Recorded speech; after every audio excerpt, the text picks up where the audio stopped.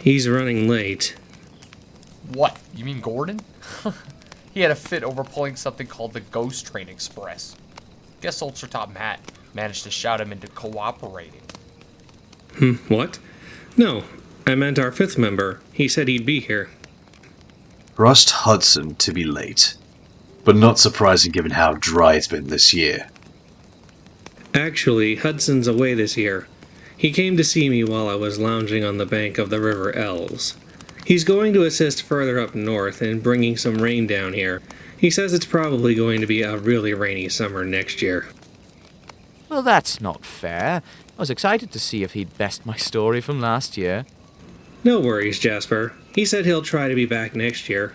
But if he doesn't, he said he could live with admitting you bested his story last year. You know how those elementals are. Here one moment, gone the next. Well, that's not fair. I wasn't planning on turning in so early. It's bad enough Gale isn't going to be joining us. With only 4 stories, it will be finished long before the barrier between the worlds solidifies. Cool it, Graves, cool it. We will have all the stories we need. After all, Hudson wouldn't leave us hanging that bad. He suggested another fellow he knew who had been around and had some stories to share with us. Someone new? Ooh, intriguing. That's good.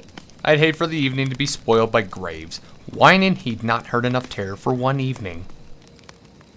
This is my season, Sparks.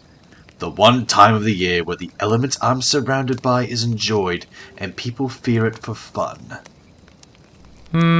Sure. Whatever helps you sleep at night.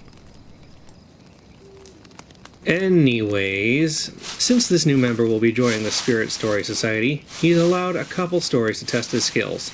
This is a trial, so we might invite him back again next year if we all feel he has potential. Yeah, we know the rules, Wolfgang.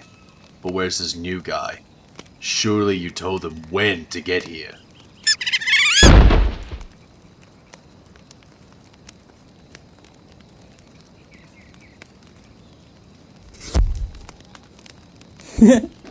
Hello everyone, I'm here.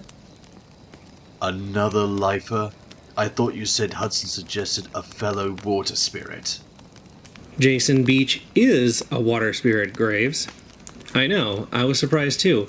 But apparently, certain spirits, if they hone their talents enough, can manage to take on an animal form so they may interact with the world all year. It's true. I learned how to shapeshift into an otter years ago. Now I can play around Norby Beach with the holiday makers anytime I like. Ooh, most fascinating. Wonder if I could learn such a trick. What kind of animal would associate with rocks? Stone? Well, something. Besides, what animal associates closely with fire, Flynn? Good question. Yes, very nice. Now shall we begin? And I thought I was the one who got fired up for stories.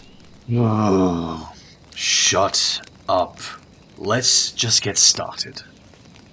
Oh, certainly. Wonderful. Then I turn the floor to you, Beach. I assume Hudson told you how we do stories? Oh yes, he did. I have a couple stories already picked, and I know which one to start with. We're always moving forwards. The future becomes the present, and during the present, we're always moving around. People, animals, and vehicles especially. Depending on our situation, most of us tend to stay in one place most of our lives, moving around sometimes. The places we used to call home change in our absence. But what would happen if you returned home? Would it be like how you remember it, or will it have changed? Submitted for your approval. I call this story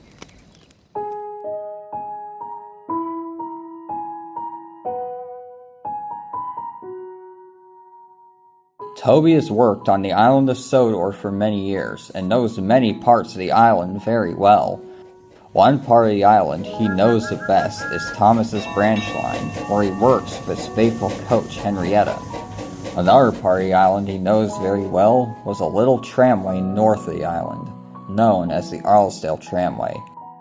When he came to Sodor, Toby worked on that little tramway for years, until the buses and lorries took his work and it closed down.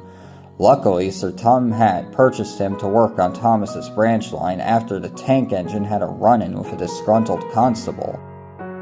While Toby was happy to have been saved, he couldn't help but have dark thoughts about how bad it would have been had things been different. One evening, Sir Tom Hatt came to see Toby. Now, recently, Oliver had rediscovered your old line while on a late-night mill run, which we have since restored. We're going to have a reopening party at the end of the line, and it wouldn't be right to have it without you or Henrietta. Tomorrow you will both be cleaned and polished, and we'll take some important people to the ceremony. Yes, sir, Said Toby, trying his best not to show his nervousness. When Sir Tom Hatt left, Toby's face fell. What's wrong, Toby? Asked Thomas. I thought you'd be happy to be revisiting your old railway again. Toby sighed. I wish I could be happy. But whenever I think about my old line, I can't help but have bad thoughts about what could have happened had Sir Topham had not bought me. Don't think about what could have happened. Thomas said reassuringly. Be glad for what did happen. You were bought and have been working with us ever since. That's all that matters. Toby knew Thomas was right, but he was still nervous as he went to sleep.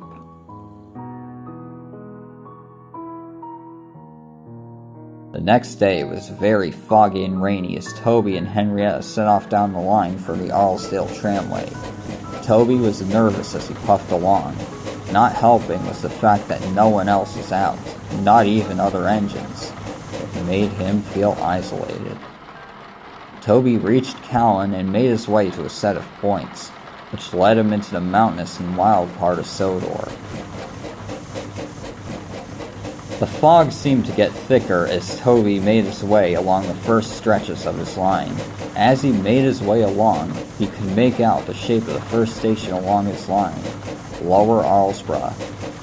He felt a bit of relief until he got closer.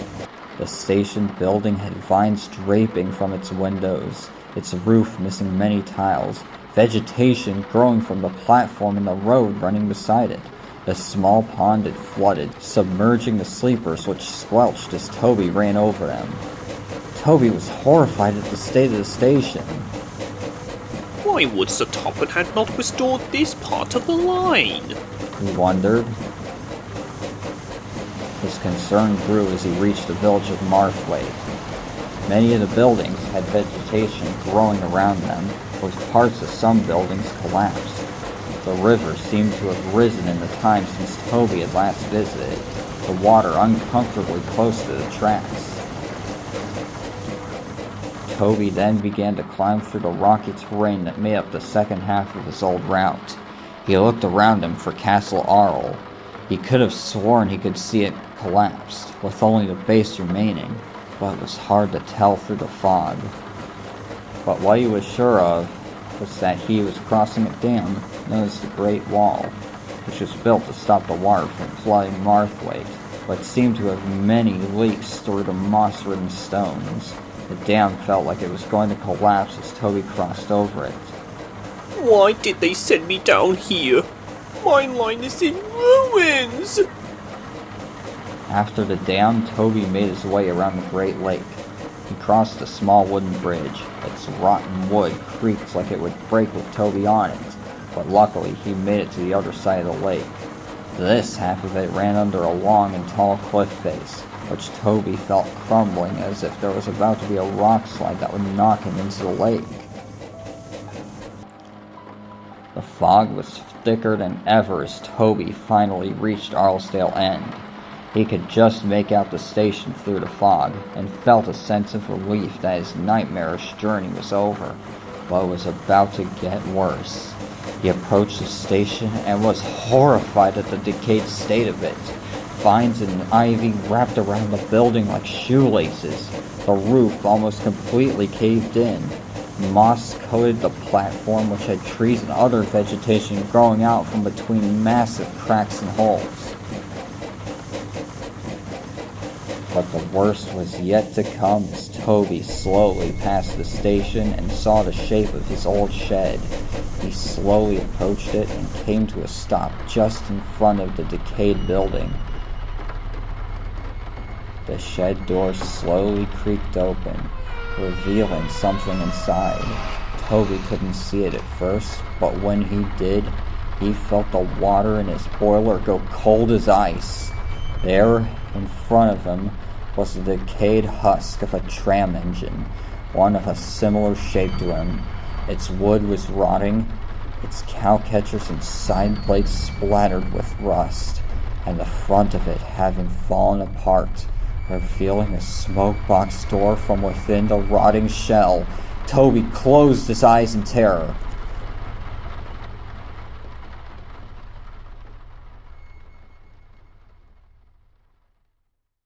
Wake up, Toby. Toby opened his eyes. He was back in the 3-row sheds at Tidmouth. His surroundings were clear as it was day, not an ounce of fog. Come on, Toby. We'd best get you cleaned up and looking your best for the reopening, said his driver. Oh, yes, of course, Toby said, shaken from his dream. Toby and Henrietta were soon looking their best. They picked up their important passengers and set off for the Arlesdale tramway. Toby went through Callan Station and made his way down the old line. When he reached Lower Arlesborough, he was surprised to see that the station looked even better than it did when he was working on the tramway. The pond beside it had been filled in, and in its place was a garden full of brightly colored flowers. Toby thought it was lovely. As Toby passed Marthwaite, several people were near the tracks. They cheered as he made his way through the village. Its buildings and houses looked well kept. From there, Toby passed the ruins of Castle Arl. The castle was worn down more than it was when he had last passed it, but seeing it again made the little tram engine feel warm inside. Toby then crossed over the Great Wall. While the stones were worn and mossy, there were no leaks. Toby was so happy about the condition of the rest of his old tramway that he couldn't be nervous about the questionable state of the dam. After a short time, Toby made his way to the Great Lake. As he crossed the trestle, he could see that the timbers were brand new. they must have rebuilt this trestle. He thought to himself. Good thing too, that old thing always squeaked when I went across it. As he went around the cliffside, he looked out towards the lake. They did a wonderful job restoring my old line, puffed Toby to himself. He forgot all about the nightmare he had had, and was excited to see the last stop on the line. As he pulled into Arlesdale End, he could see that the station looked as good as new, just like how Toby remembered it. The station was decorated with banners and balloons, the banner reading, Grand Reopening. Across and over the tracks was a banner reading, Welcome Home, Toby. Below it was a large red ribbon. Toby was so happy he felt his boiler would burst. He then looked beyond them towards his old shed. As he did, he noticed a set of points, with one track leading to his shed, and another track curving away, which Oliver was on. His very important passengers climbed out of Henrietta. Sir Tom Hatt was among them. Sir Tom Hatt made his way to a podium on one end of the station and spoke. Many years ago, our Toby worked on this quaint little tramway with his faithful coach, Henrietta. Both served this line for many years until it closed down, and I brought them to work on Thomas's branch line. Some time ago, Oliver had accidentally rediscovered this line when he went the wrong way on a mail run. I am pleased to announce that this happy accident was what inspired me to reopen this old line for tourists, as well as to serve the villages the line runs along once more. Arlesdale End will serve as a spot for visitors to have tea and crumpets, and given our Toby has worked on this line for many years, it is only right that he be relocated to his old stomping grounds. Oh, sir! Cried Toby. Do you mean it? Sir Tom Hatt chuckled. I wouldn't have it any other way. I declare the Osdale tramway reopened. Toby, puff forward and cut the ribbon. Then make your way to your shed. There's a surprise waiting for you there. Toby puffed forward and snapped the red ribbon. Everyone cheered as he did so and made his way towards the shed. Toby stopped just outside of it, and when he looked inside, he felt an overwhelming sense of joy. Inside were various photographs of the tramway, along with plaques detailing the history of it. When you're busy during the day, your old shed will be used as a small museum for people wanting to know the history of your old line. And as for the new addition, he said, referring to the points in the new line Oliver was on. I have extended the line to loop around and connect to Thomas's branch line, so you can get there quickly if need be. The festivities carried on for the rest of the day until the evening, before Oliver left to return to the Little Western. Toby spoke to him. Thank you for finding my old line. Oh, that's alright, Replied Oliver. though I don't think I'll make it a habit of getting lost and rediscovering old things.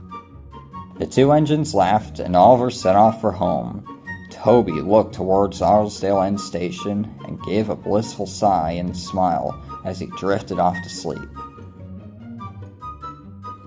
Toby now works on his tramway to serve the villages along it, as well as taking visitors to see his sights along this route and to Arlesdale End.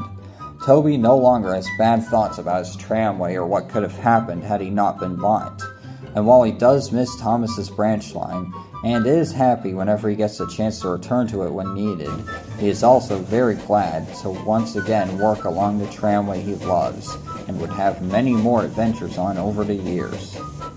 Toby was glad to be back on his old stomping grounds, and he wouldn't give them up for anything in the world.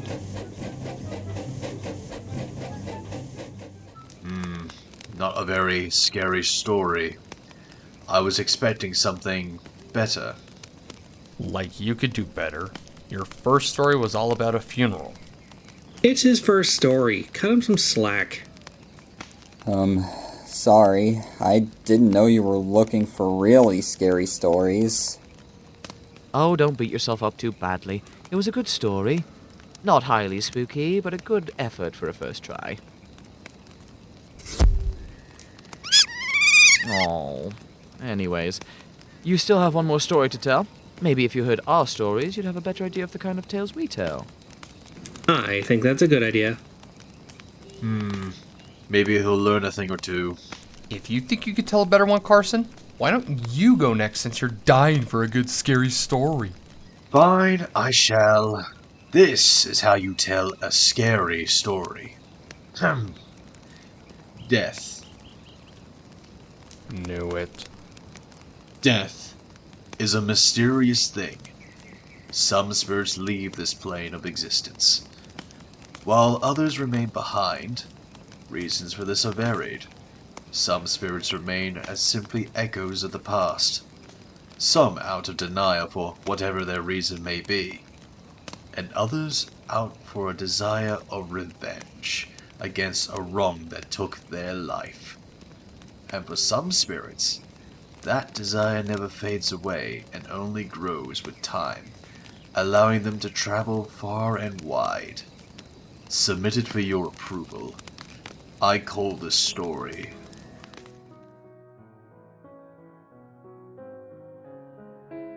After the incidents where Percy and Thomas scared each other, the two tank engines had decided to bury the hatchet and started pulling Halloween pranks on other engines instead. At first, Toby was fairly pleased that the two were finally not arguing over silly things like ghosts and dragons.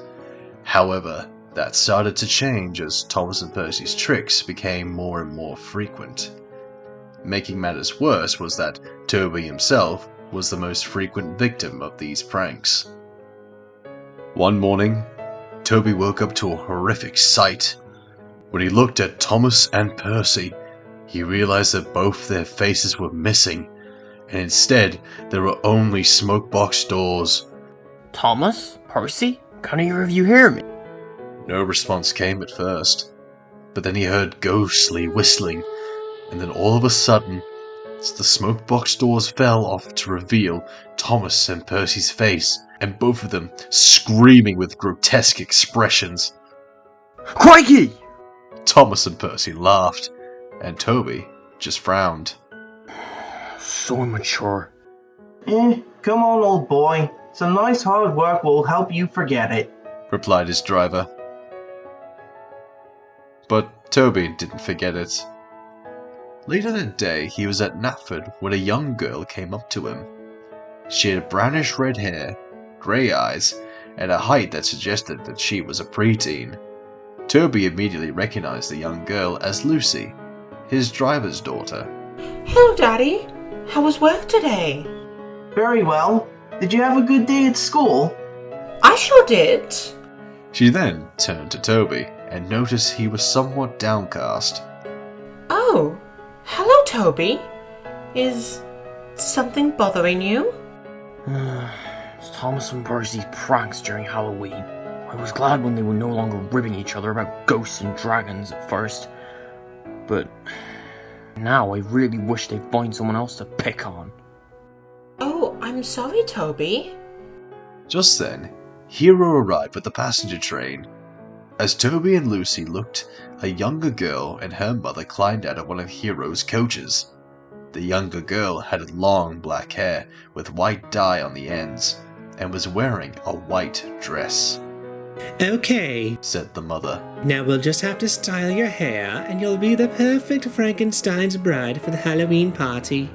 That was honestly a nice costume, said Lucy to Toby, who agreed. You know, mused Hero, that girl's costume reminds me of an Onryo. An Onryo? Oh no, an Onryo is a ghost from Japanese stories. An angry ghost who wants revenge on the people who tormented them in life, or humanity itself. Hero paused impressively. But there is a story I heard about one Onryo that Ancients would be wise to look out for. Oh? Perhaps you'd like to hear it so you know when she arrives. I don't see why not. I have an hour or so before I leave. What do you think, driver? How long should your story take, Hero? Only about 5 minutes. Go ahead. When Hero had finished, Toby chuckled. Lucy, I have an idea for how we can pull our own prank on the tank engines. He snickered as Lucy giggled and her father chuckled. Good idea. I want to see how these two pranksters like their own medicine for a change. When Toby returned home that evening, Thomas, Percy, and Daisy were all sharing ghost stories. Daisy was almost finished with her story. And every year on the date of the... Boring. Never heard that before. What do you mean you've never heard it before, may I ask? We figured it was like the stories we've heard before, with the part about the demon and the old engine, but ending it like that proves you are copying my story. Before the argument could continue, Toby arrived. Oh, stop it, you three. That story's only child's play compared to the ghost stories of the entire world I've heard in my time. Oh, really? Scoffed Daisy. But Thomas and Percy were intrigued. Have you really heard that many ghost stories from around the world? I'll admit, the entire world was an exaggeration. But one story that has always stood out to me was one Hero told me from his homeland. You mean Japan? Toby looked at Percy, as if to nod yes, as he began his story. Around the turn of the century, a young girl named Akane Hitaka lived in a rural Japanese town. Her town, like many rural ones in Japan at the time, relied on the railway as its main link to the outside world, due to the underdeveloped road system. Every day, Akane and her friends would walk to school along the branch line that linked her town with the city of Yokohama. The line ran within the walking distance of the school, so they found it was the easiest way for them to remember where they were going. To avoid getting hit if a train came by, Akane and her friends would walk alongside the tracks rather than directly on them. This was more than a bit dangerous, but they figured it was worth it since the path along the railway was quicker than any that followed an actual road. Unfortunately, though, this would prove to be a severe mistake for Akane. One day, Akane received a leaf green kimono as a gift. She loved it so much she decided to wear it to school the next day. When it was time to go, however, Akane walked on the tracks themselves because it had rained the night before, and she didn't want to get the kimono too dirty. Then, as the friends were nearing the school, Akane suddenly stopped after feeling a strange tug. But the kimono had snagged onto a railway spike, and Akane couldn't move without possibly causing it to tear. Don't worry, She said to her friends. It's 8:45, so the 8:30 passenger train has already passed, so I should be able to get it unsnagged myself without worrying. If I'm late and the teacher asks, just tell her what happened. Akane's friends agreed to a plan, and Akane set to work trying to unsnag the kimono. Tragically, none of the girls had been aware that the 8:30 passenger train was running late.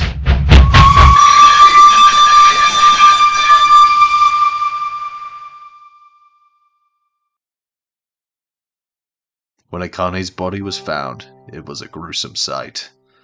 Akane had her right foot and left arm severed off, and the rest of her body had been burnt by the cinders from the engine's firebox. Naturally, Akane was given a funeral, and a memorial was set up next to the tracks on which she died. However, that was not the end of the story at all. Many years later, a photographer came to photograph the engine involved in Akane's accident at the harbor, as part of a book about locomotives around the world. When the photo was developed, however, he noticed an unsettling sight in the background. The figure of a girl in a green kimono, with its bottom half stained in blood, seemingly no left arm, and her face black to the point that her features were impossible to make out. The next day, the photographer came to ask if anyone had seen the same figure, when suddenly a loud splash was heard. It turned out that the engine had suddenly moved by itself and fell into the sea where he drowned. An engine that witnessed the event claimed he saw a girl make the engine move by itself. But he wasn't taken seriously at the time. The drowned engine's crew were assigned to another engine, and nothing more seemed to happen. Then one day, while pulling a train through the countryside, the crew's new engine inexplicably ran dry and exploded, killing both crewmen. However, their deaths and their old engine were dismissed as coincidence. One day, though, it would all come together. A passenger train was running down a straight piece of track when, all of a sudden, it derailed out of the blue. No one was able to find an answer. That is, until a survivor mentioned peering out of the window and seeing a girl in a green kimono facing the train head-on seconds before the derailment. Then, an engine derailed leaving a rail yard in Nagoya, and a worker claimed he saw the same figure too. Everyone knows the full truth nowadays. It seemed that the more disastrous an accident Akane causes, the wider across the world she can go. She's been seen all across the Far East, has been seen in India, Australia, and the Middle East, taking her anger out on the machines that she associated with her untimely death, and in turn, the people who operate them. Whether it's something as simple as a derailment or a fatal wreck, any sort of damage is all that's needed to extend her reign of terror. The worst part for us? She was allegedly spotted in Amsterdam last year, which means that Britain is almost certainly next. Percy and Daisy were both spooked and didn't say a word. Thomas, on the other hand, still wasn't convinced. Ghosts are just in your imagination, and Japanese ones are no different. I don't think you'll be saying that when you fall in the ocean, replied Toby mysteriously. Anyways, I've got to take a train's nap for tonight soon, so I'll see you all tomorrow. Thomas decided to say no more and went to sleep instead.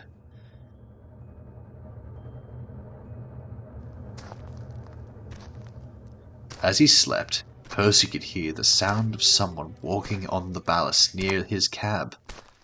He thought nothing of it at first, assuming it to be the firelighter.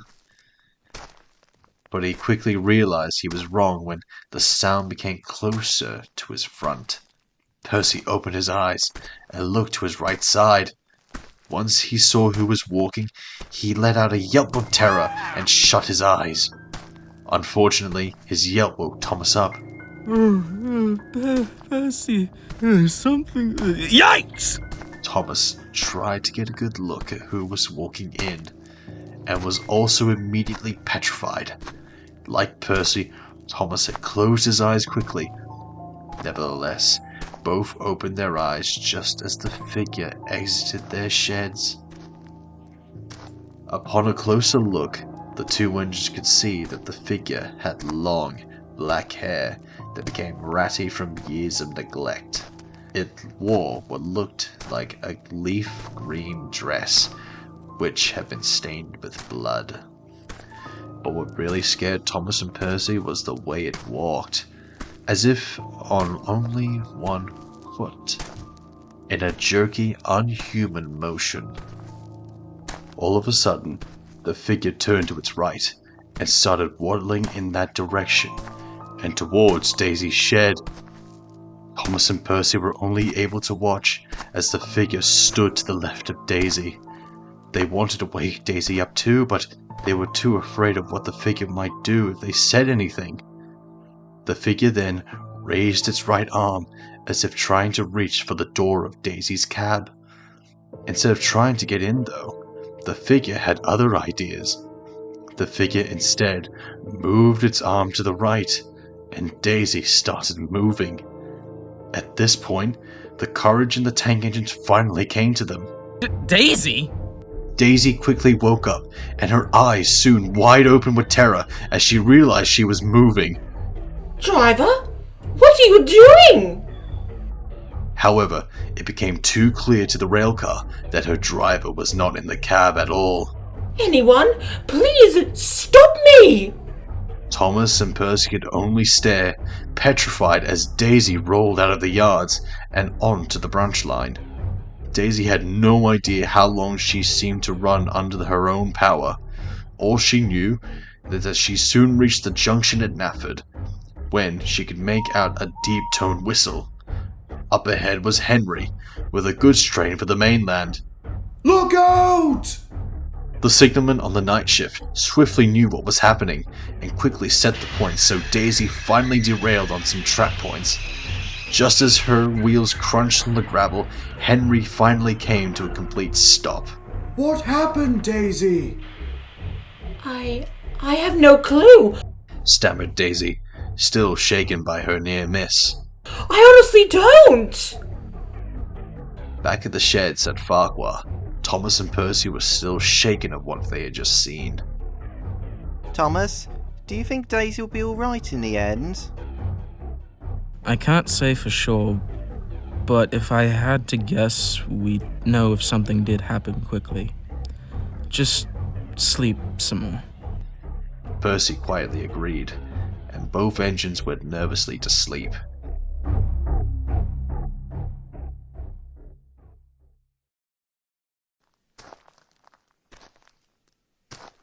That same sound of a person stepping on ballast woke Thomas and Percy up, and both stared at each other in silent terror. They then looked down, and realized it was their drivers. Bad news, you two. Daisy became a runaway and derailed at a trap point near Knapford. Thomas and Percy were both relieved that no harm had come about in the end, but were still nervous. The Fat Controller wants you to come and explain what happened last night, to maybe find out why Daisy became a runaway. Yes, sir. When the two engines arrived there, Daisy was already being derailed, and had calmed down quite a bit. Some workmen who were on the night shift say you two were awoken when you heard Daisy taking off. Did you maybe see what happened to make Daisy run away like that? We saw some girl in a green blood-stained dress and... It moved Daisy by force! Everyone stared at Percy. It's true. She never got into Daisy's cab. She only stretched out her arm and Daisy started moving as if the girl was moving something on a shelf. What's all the commotion? It was Toby, and on his footplate were his driver and Lucy, in a green kimono that was stained with what looked like blood. Thomas and Percy were not amused, to say the least. You! You did this, you little brat! What are you talking about? You're the one who made me run away last night. You're the one who nearly made me crash into Henry. Do you realize how many people could have died because of you? But I was asleep the whole night. Our prank on Thomas and Percy was supposed to happen during the day. What prank? Now he and Percy were even angrier. Toby and his driver sighed. I'd been tired of all the pranks you two would pull on me around Halloween, so Lucy and I decided to come up with a prank of our own. The plan was that this morning when we got back to Farquhar, Lucy would dress up as that Akani ghost Hero first told us about, and pretend to move one of you while one of your drivers controlled you by a thread tied to your regulator. There was a rather long silence before the fat controller finally spoke up. Well, Toby, I hope this will teach you to understand why certain pranks are considered acceptable on my railway, but not other pranks. That goes to you too, Thomas and Percy. The fat controller then turned to Lucy and her father. As for you, Mr. Warren, I'd like to make it clear that children are not allowed on railway property for a very strong reason. But I never went anywhere on the railway last night. It's true, sir. Lucy was still asleep at 1 a.m., and we planned our prank to happen in the morning. Very well, then. Since it's your word, I'll keep the investigation open. But you lot just behave yourselves. Yes, sir. Throughout the rest of the day, the engines went about their routines, generally keeping to themselves. That is, until they were in the sheds again that night, when Toby was the first to speak up. I'm sorry I tried pulling that trick on you. I didn't mean to cause any accidents or scare you that badly. It's fine. Besides, I personally think it would have been fair to pull a prank of your own after so long. Just then, the yard manager came running up to the engines. Hello? What's this? James came off the line with a passenger train here in Knapford. The entire first coach was crushed like an accordion, and we believe most of its occupants are dead. All three of the Farquhar branch line engines went pale. We need all hands on deck. So, Thomas and Percy are to collect some trucks to help clear the wreckage. Do they know what caused this wreck? One survivor says that moments before, he saw a figure of a girl standing on the track. The only thing he could see was the person apparently wearing a green and red kimono. Gordon said so too. He was waiting with the express and saw the wreck in the distance. Right? Said Thomas's driver simply. Let's get going. Both engines went out to get the trucks to haul away the wreckage. No one bothered to say anything. They knew what had happened all too well. Tetsudo no Akane had finally reached Sodor.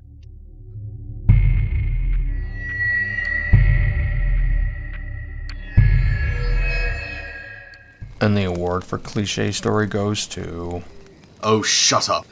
That story was way better than anything you could have come up with. I enjoyed it. Why me? Is something wrong? It's nothing, Beach. Those two always want to tell the scariest story every year and butt heads just as much. Funny that it's fire and death that are butting heads, since life is the oldest rival to death. Yeah.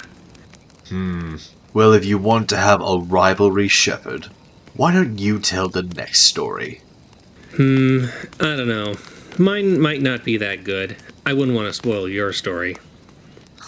Already backing down, Wolfgang. I want to hear, Shepard. please? Okay, can't say no to a face like that. Alright, well, this island has made itself known throughout the world. Many love the stories the Reverend wrote in his books, brought to life using scale models and sets. A bit of movie magic to bring the stories to life. And, like a lot of magic, it's best not to look down your nose at it, since magic is very reactive to the world. Not so much in this modern time, but it has its ways. Submitted for your approval, I call this story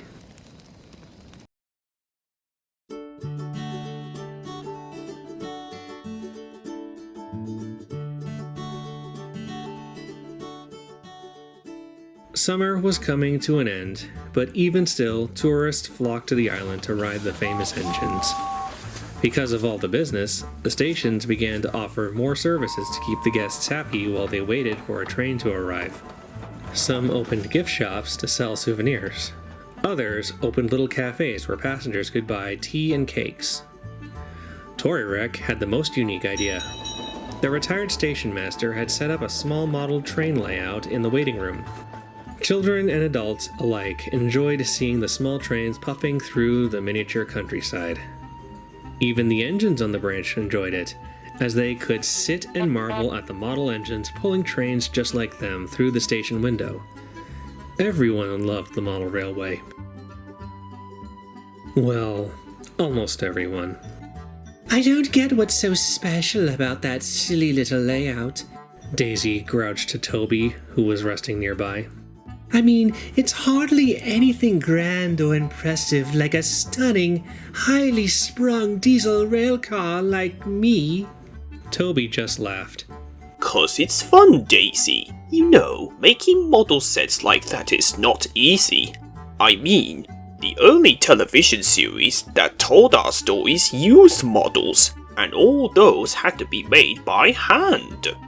Ew, don't remind me of that.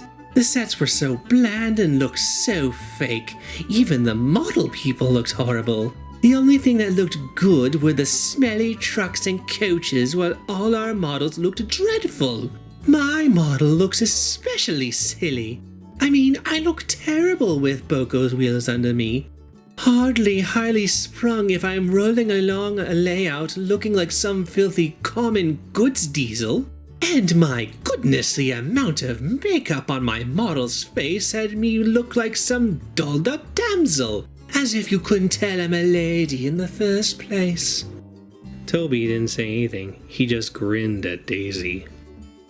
Now, if they wanted to do this island justice, they'd have filmed the television show right here and we could just recreate the stories written about us.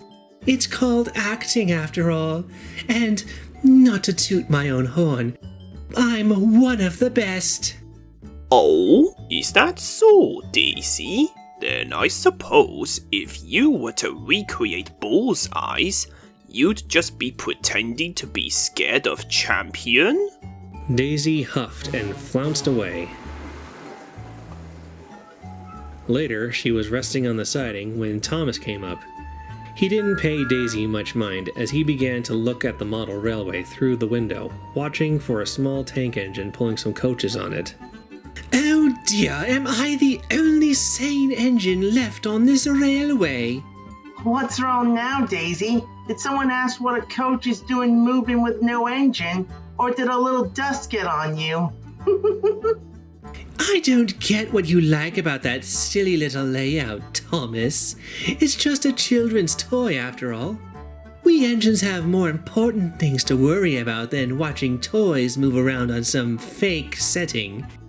And honestly, what's the point of putting all the effort into something like that? I know people need hobbies, but playing with toys, even when they're full-grown adults, is just ridiculous. The Reverend had his own model layouts. Did you think he was silly? Well, that's different. He was a reverend, so he hardly had much work to do anyway most of the week, except on Sundays. The old station master was just walking up the platform with some model railway boxes under his arm and had heard everything. I think I know why you're upset, Daisy. It's because there isn't a rail car like you in my layout. Perhaps I should see if the shop has some in stock. I think that's a splendid idea, sir. I should have known. Oh, that was the reason Daisy was in a mood. Before Daisy could snap a response, Thomas's guard blew his whistle and he puffed away. Me on a model railway? As if I would entertain the idea.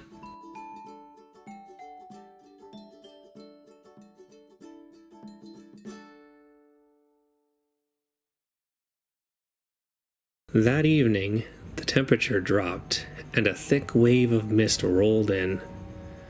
Thomas and Percy were called away to help at Knapford Harbor to clear up a backlog of trucks caused by the weather, and Toby was working up at the quarry with Mavis. This left Daisy to handle the evening runs. She worked hard, but it was late when she was able to return to the sheds at Torrywreck.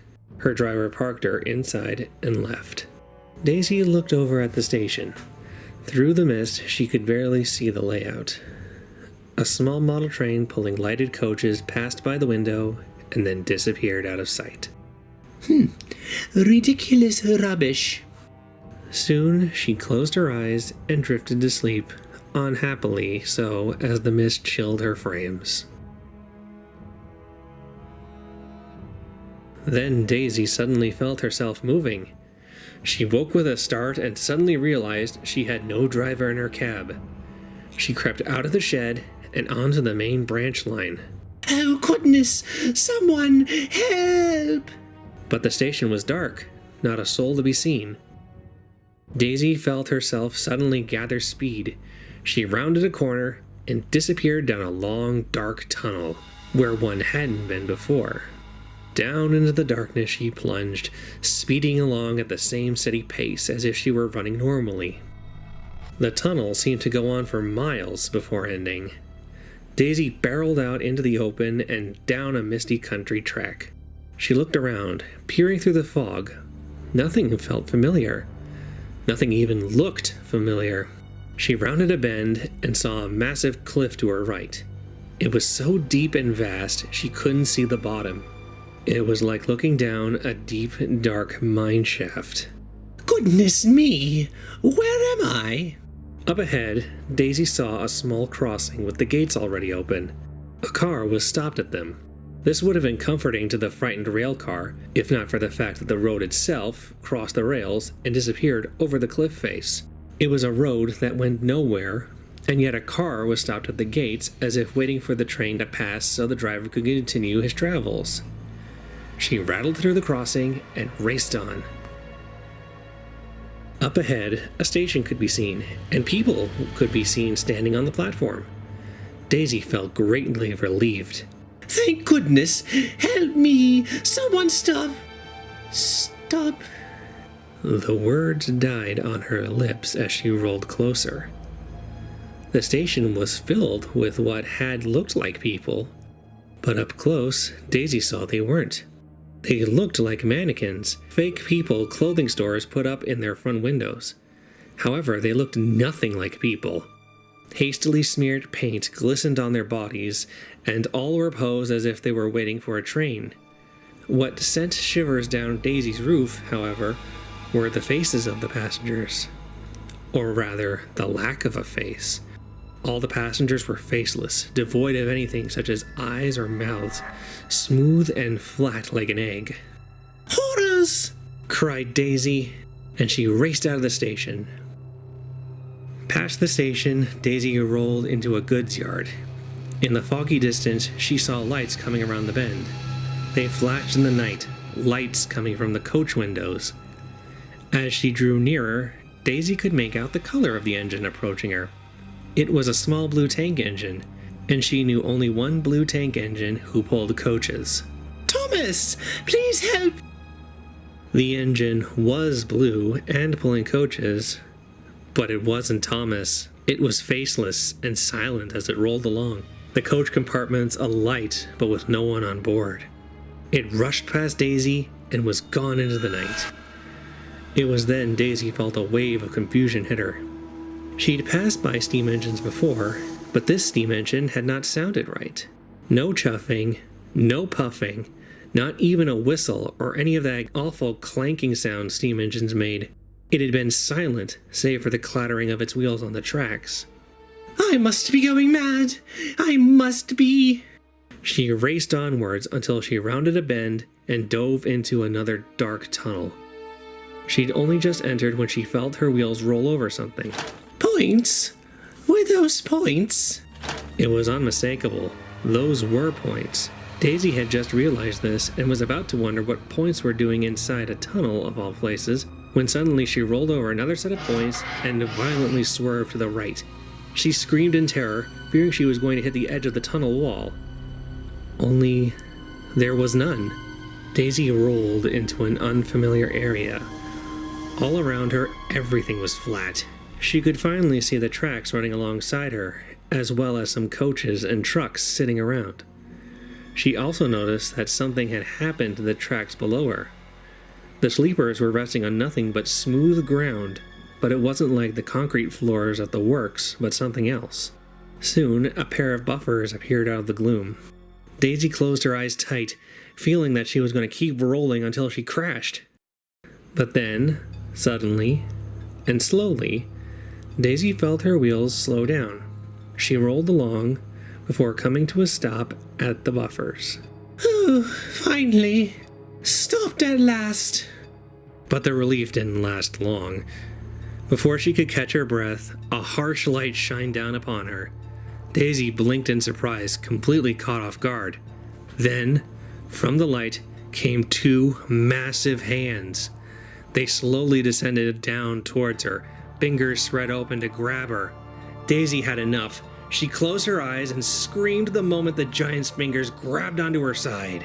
No! Someone! Anyone! Help me!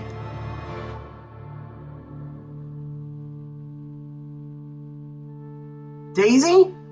Daisy, wake up! Daisy shot awake with a start. She looked around. It was morning. She was back in her shed. Her driver was stood in front of her, and she could feel the cleaners on her side cleaning her windows. She sighed with relief. Oh, thank goodness. Oh. Is something the matter, Daisy? Sounded like you had a nightmare or something. Maybe. Her driver just nodded and gave her buffer a pat. Well, it's all over now. A good smooth passenger run will do you good. Oh, but we do need to take the milk today. Daisy shuddered. She wasn't as opposed to the job as she used to be, but she secretly wished she didn't have to. After the cleaners had left, Daisy's driver brought her to the platform and quickly went to get the morning paper. As she was waiting, the old station master came up from the car park. In his hands, he held a model train box. He smiled. Look, Daisy, I just got this from the model shop. He held up the box and Daisy gulped. It was a model rail car that looked similar to her. I think it'll look wonderful on the layout, don't you? Oh, very nice, dear, Daisy said hastily as her driver boarded her cab. Now I must be going. The milk won't collect itself. And she rumbled away. Daisy doesn't find the layout in the station silly anymore. In fact, she hardly talks about it. The branch line engines aren't sure what made her change her tone. But we know, don't we?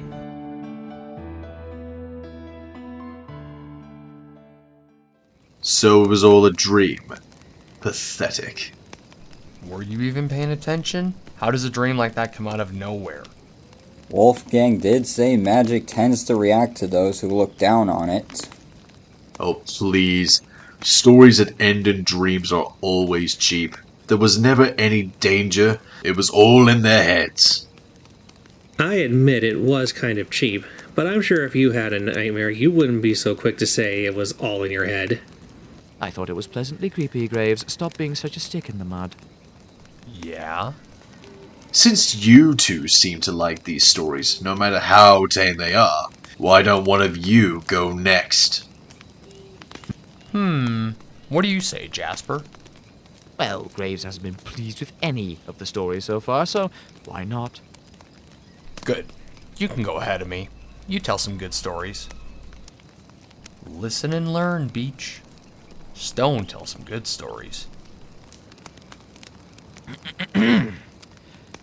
It's nice that Shepard's story focuses on dreams, because at least in dreams and nightmares, we can awaken from them, escape them, leaving the monsters born of our thoughts and fear locked away, leaving them behind for the monsters we create in our waking life. Monsters aren't born, they are made. And for the creature in my story, this is very true. Submitted for your approval, I call this story The wind blew as a small train of scrap headed to the smelters, pulled by a single little green engine at the front. A recent cleanup at the quarry on the branch line had turned up lots of old machinery and rusty scrap. Originally, it had been intended that Percy would bring the trucks to the junction and leave them there to be picked up by Boko and his late-night goods to be dropped off at the smelters along the way. However, the midnight goods had been cancelled, so Percy had been tasked to bring the scrap up all the way to the smelter's yard himself. The little green engine was enjoying himself as he rolled along in the growing twilight, the island becoming shrouded in the coming of the night. Having lived on the railway for many years, he rarely had the time to leave the familiar sights of the branch line, though in the pit of his firebox, he was deeply nervous about his destination. It wasn't the job itself that unnerved him. Being an industrial shunter himself, he knew how scrap was vital to industry. Rather, it was the dread of who was waiting there for him when he did arrive.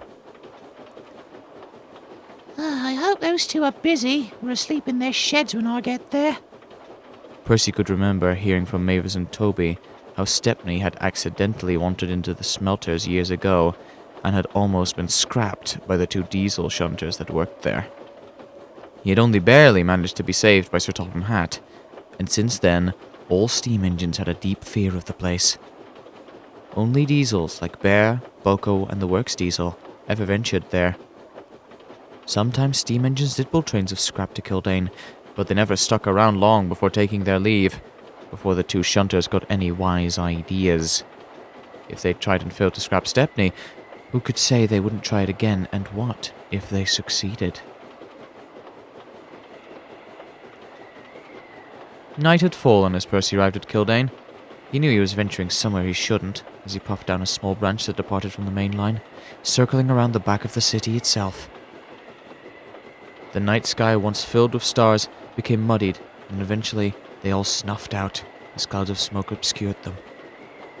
Brick walls rose up around Percy, cutting him off from the rest of the world, with only the roofs of houses on either side to indicate there was anything on the other side at all. Rounding the bend, he approached the entrance to the smelter's yard. But a distant signal shone yellow, with the home signal appearing red. It was just as well Percy came to a halt, as the gates ahead were closed. Percy looked up at the dark shapes beyond the gates.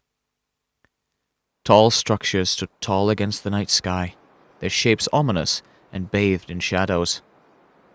Huge structures stood tall against the night sky, their shapes ominous and bathed in shadows. In the distance, he saw the tall smelting shed. The glow of red-hot light danced against the windows as tall smokestacks billowed brown smoke that snuffed out the stars above. Halt! Before Percy could say anything, a bright white beam of light shone upon him. State your name, designation, and business here. Percy, Shunter, I got some scrap for you. Silence fell before the voice spoke again. Stay where you are. I'll get the gates. The light then turned off, plunging the little green engine back into darkness. A door opened, and then a smaller light flicked on from inside the structure above.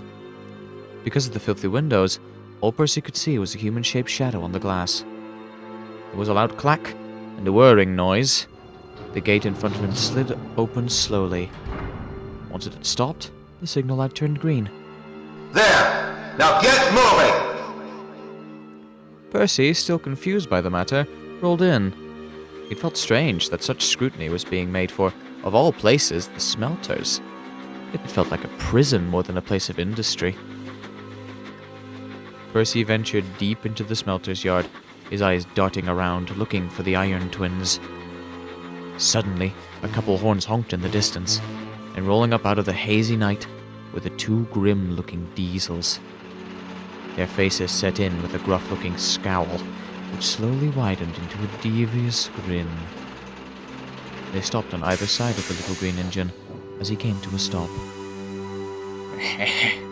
Well, look at this bit. Little Steamer's decided to sacrifice himself to the torch. Oh, aye, Harry. A wise choice on his part, making way for us diesels. How thoughtful. Percy gulped. The other engines were right. These two were very unsettling. You'll have scrap, but it won't be me. Oh, is that so? Ah, such a shame. You'd make lovely scrap. Where do you want these trucks? Percy's blunt reply threw the diesels back. Their scowls returned, as it seemed they realized that they couldn't intimidate the little green shunter. Just leave right there. We'll handle it. Just get out of here if you're not going to commit yourself to scrap. But don't go around the back. Leave the way you came. Percy didn't know what he meant, but he didn't really care, as he wanted to get back to the branch line. He was about to head off when his driver noticed something. We need to find a water tower soon. You're almost out of water. The shunter overheard them. We don't have a water tower, but there is a standpipe located near the shed. Should work well enough for you. We'll give that a look. And so Percy puffed away, leaving the two diesels behind. They growled threateningly as he passed. Remember, leave the way you came in. Percy did manage to find the standpipe, but the water came trickling in at a slow pace. It took a long time before his crew decided he had enough water to make it home. That's good enough for me. The sooner I'm out of here, the better. His crew agreed, and the little green engine puffed down the tracks. The tracks led him deeper into the smelter's yard, where the yard light stood tall and dark against the dark sky, barely illuminated by the lights of the smelting shed. Percy looked around carefully. Even with a headlamp, all he could see around him was scrap. The shells of old engines stood to one side, the rusted and rotted remains of old coaches to the other. While he knew it was nothing to be scared of, he found himself wishing he could just be out of this place sooner than later. Percy rounded a corner, and his light illuminated a pair of buffer stops, ending at the right near the smelting shed. Oh, bother, just my luck, we're lost! What do you know? Company. Not often do you get any visitors here. Especially not from steam engines. Percy gasped and looked around. Soon his eyes fell on a large diesel, sitting off the rails. The brown paint on his side was stained with oil and grime, obscuring the pale yellow wasp stripes on his side. Sheets of rust-covered metal were piled on top of its roof. Despite this, the engine didn't look ready for scrapping, just incredibly filthy. Its face was in a soft frown, though by the look in its eyes, it was the same look Henry had before he was rebuilt. Sickly. Hello. I didn't know there was anyone here. This place is so dark I couldn't see where I was going. That's perfectly okay, Steamer. This place is very dark. They don't repair all their lights, so it's only fair you'd get lost. Wait right here while your crew figures out where you are. I'll keep you in good company till they return. Percy's crew did just that, leaving Percy behind as they walked back to find the main office. A loud mechanical click made Percy look around in shock. It sounded so out of place. What was that? I didn't hear anything. An uncomfortable silence soon fell upon the two engines, before Percy decided to break it. So, what's your name? I have no real name. All I can remember of my past is I was once one of the strongest engines in my yard. 10 out of 10 for incredible strength, so you may call me 10. Okay, Ten. Hi, I'm Percy. Percy, huh? A small name for a small engine. What are you doing here? I thought diesels like you would be... Out on the main line? I would be. But that's long past me now. As to why I'm here because I'm something the world doesn't want to remember. For some reason. Though I can't quite figure out why. Something they refuse to acknowledge. They created me for a purpose, and then suddenly they casted me aside, and all before I could fulfill my purpose. You know all about purpose, don't you, Steamer? Percy wasn't really sure what Ten was getting at. He knew about purpose, sure, but it wasn't something he thought about regularly. Ten seemed to read Percy's thoughts as he responded again. Purpose, my little friend, is what your role is in the world. We machines, we are clearly personified by our purpose. You, a small little ting engine meant to scamper around the yard. Me, a big, powerful diesel. 10 out of 10 for brutal strength. Meant to pull heavy trains. And yet purpose can change, can it? Yes, it can. I had some friends on the mainland who went from useful to scrap in no time at all. Ten gave a dismissive grunt and continued. Well, being such a kind engine that you are, perhaps you can assist me with regarding my purpose. Before Percy could ask what that meant, his crew returned. The path behind us is clear. We can just go back the way we came. Percy sighed in relief. He was glad to be leaving Ten behind.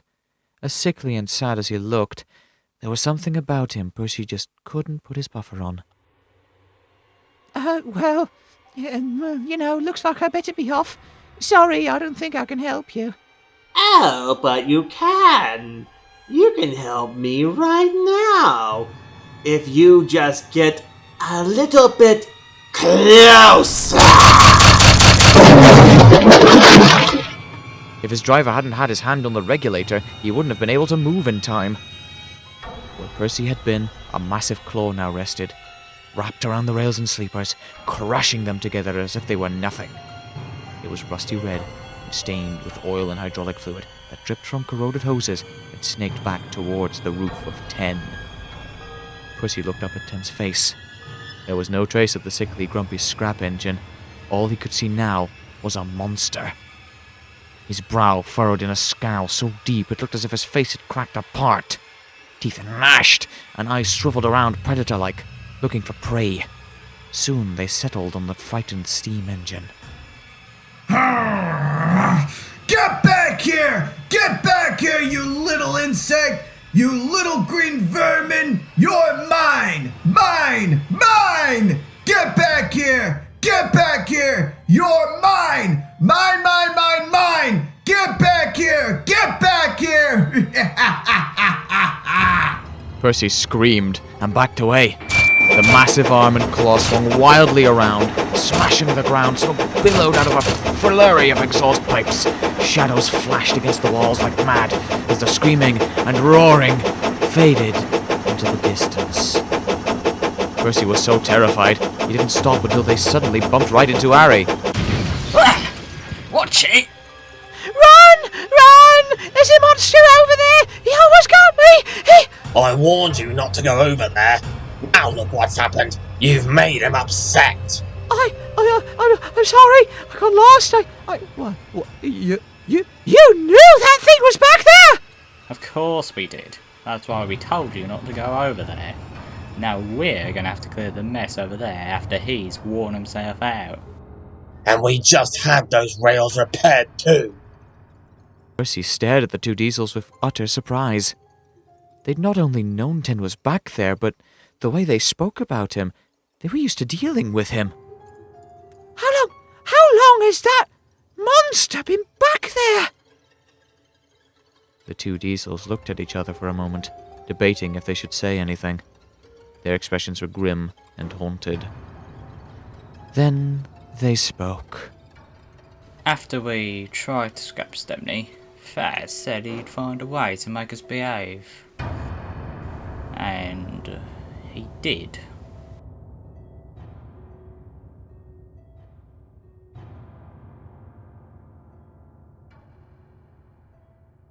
The Ironworks twins stared in surprise at the thing before them. It was a large diesel, with a large mechanical claw placed atop its roof on a flat car, as it had no power bogies to sit upon. He was pulled along by 2 diesel shunters. Both shared a matching grey livery, but one had a dark olive green painted on his radiator and cab, while the other was purple, their names done up on their sides with white letters. Man, who knew the boss was so heavy? Of course, after all, who's doing all his work? Us? No, dummy, the man in the moon. Is there a man in the moon? I don't know, I never really looked. Shut up, you 2 idiots! Harry and Bert, show these 2 to the back of the building. Finally got ourselves a new scrap processor. Good to see the Fat Controller himself.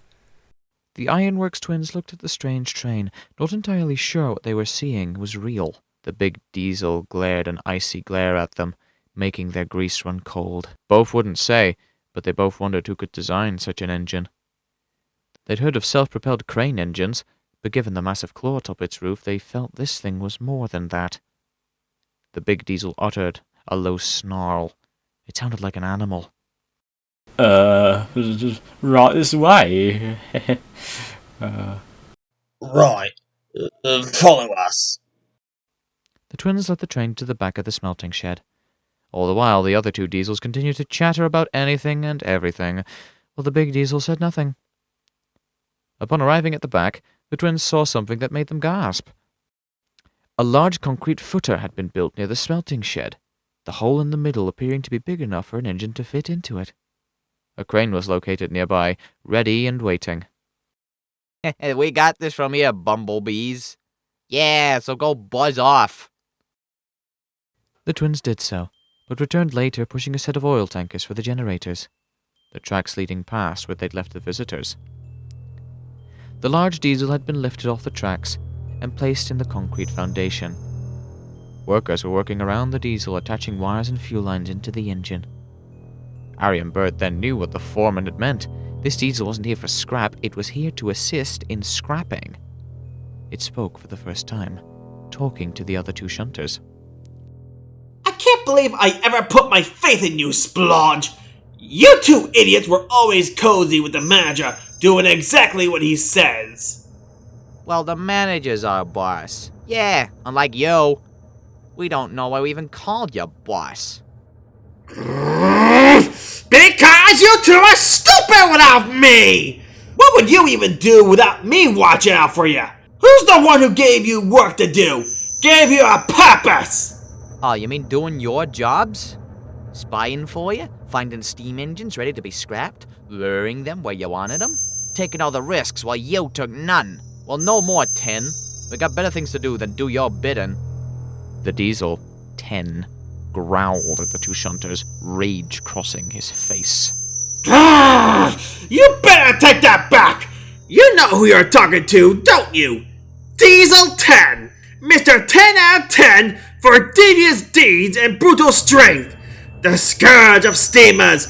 The horror of the rails! The real beaching axe! You 2 better show me the respect I'm owed! Harry and Bert gasped. They hadn't known that this was Diesel 10 himself. His name was legendary, whispered among scrap merchants in hushed tones out of fear he would come appear, of the diesel that took great joy in breaking engines apart whenever he could catch them. While the twins took great joy in their task of scrapping engines, they never went out of their way to hunt them down. If a steamer ended up at the smelters, they were there for one thing, to be melted down. It was their job, and they were trying to fix that with Stepney. He cheated the system, he'd broken the rules. That steamer was in the wrong, not them. But Diesel 10, he also broke the system. Hunting engines whose time was not up yet, hadn't been decided for them by people who made them, owned them. And there he was, in their yard, being made to work. Why? Yeah, well, we don't really like you. Empathetically. Is that the correct word? I think so. Good word. Ten looked at the shunters, glaring coldly. The claw lay limply by his side, his engine grinding as the workers tried to get it to turn over. You know something, Splodge? 10 asked at last, quietly. What? What'd you say? Former boss? Yeah, why don't you speak up? It's important. Come closer. 10 said, quieter still. The two diesels then edged forwards closer, telling their former boss to speak louder. Come on, 10. Tell us, what is it? Yeah, what is it? Are you sure you want to hear? Duh. That's why we're asking. Suddenly, there was a cough, a splutter, and a roar as 10's engine started. The claw on his roof snapped up, swinging wildly for a moment before sideswiping the two diesels and knocking them over onto their sides. 10's grin snapped into an animalistic snarl as he gritted his teeth before bellowing out loudly for the whole smelter's yard to hear. I didn't like you to either! It continued for what felt like forever, but really only lasted a couple minutes, before with a bang and a cough, 10's engine died again. The claw on his roof similarly dropped down, coated in oil that dripped off the arm, with a buffer hung stuck in one of the claw's teeth. Then 10 started to laugh. It was a crazed laugh, insane and triumphant. It lasted for what felt like forever before it stopped, and the diesel said with a sigh, 7 years of wanting to do that. That felt good. Twins were horrified by what they'd seen, and began to reverse away when suddenly... Hey, you two! The Ironworks twins halted in their tracks and looked back towards where the voice had come from. From 10. The diesel's face was eerily relaxed. No trace of the monster had been moments before. Then the corners of his lips curled upwards into a smile. Got some scrap for ya. Take it away and bring me some more. We will. Just give us a minute. Oh, we just need some black glass and such. Yeah. Oh, we'll be back. We'll be back soon. The two quickly reversed away again, and they would have kept going, never to set one wheel turn back into these sidings again, had 10 not said one last parting sentence. I suggest you don't keep me waiting, huh? Or I will find a way back onto the rails and find you! Harry and Bert silently agreed it was best to do as he asked. When they tried to mention what had happened to the foreman, all they got in response was, Mr. Hatter was right. The thing really is a monster. Percy stared in shock at the story the Iron Twins told. That monster was here, on Sodor, and these two were guarding it. So that's the deal. We make sure he stays where he is, give him the odd truck or two to crunch up, make sure he doesn't figure out a way to break free. But why? You hate! Of course we hate steam engines. That's not changed. But we can't let him get one of you. Fast told us if we ever let that happen, he'd see to it that we were fed to him to be torn to shreds. And you saw how he was. That monster wouldn't hesitate to rip us apart regardless if we were diesels like him. Fat Hat says he'll pay our manager twice our value for brand new diesels. Easiest thing in the world. So if we want to stay on the rails, we'd better do our job and nothing else. Of course, if one of your steamers breaks down and Fat decides you're too expensive to fix, they'll be into the smelting pot in the shed with you. So remember, we could make your ending far worse. At the mercy of him. Percy gulped, understanding. From behind the smelter shed, the animalistic howling subsided into silence. All that could be heard was the blowers feeding air to the furnaces. The two shunters quickly rumbled away along the line headed to the back, and Percy backed away, His eyes stood focused towards the back of the large smelting shed. The memory of what was back there flashed in his mind on repeat. Perseus soon turned around, and he left the smelters in a hurry. As he chuffed down the walled-off corridor, separating the railway from sight of the town, he could hear the clock tower in the centre of Kildane chime the hour. 10 o'clock. 10. He'll be scrapped one day. Yeah, he'll break down and there will be no more need for him. Even as he said this, Percy felt very unsure. But there was one thing he did know. He was never going back to the smelters alone. Ah, at last, some horror in this set of mediocre scares. A great story indeed. It's dark and demented, and if it keeps Graves from whining, all the better. Hey! Sea Beach? Told you Stone tells some good stories. Isn't that weird for you to be doing that? What? You do know that's a spirit, right? He has a human form. It's not weird. As an otter, I love snuggles and belly rubs. Why don't you try it? No thank you. You're making this weirder than it needs to be. Feeling a bit uncomfortable, Graves? That's gotta be a new feeling for you. Oh, shut up. Oh, brother, I knew it was too good to last. It was inevitable, Wolfgang, as it is their nature. Anyways, I'm glad you like my story, but let's keep going. How about it, Beach? You want to try your hand again at a story? I don't think mine is good enough. I had to think about it a little bit. Hey, how about I go next? Give you some time to think it over a bit. Oh, thank you. That would be nice. Oh joy, a Flynn Sparks original. Trust me, his stories are always copies of pre-existing ones with a splash of blood or darkness on top of trying to make it scarier. Well, Graves, my story is bound to send a few shivers down your cold, dead back, I'm sure of it. Well, being a fire spirit, I know everything there is to know about the quest to banish the one mortal enemy to life itself, the cold. Life is warmth. It's movement, it's light. So what is cold but the opposite? Cold is stillness. It's darkness. It's death. Steam engines know it's only warmth. But what happens when they...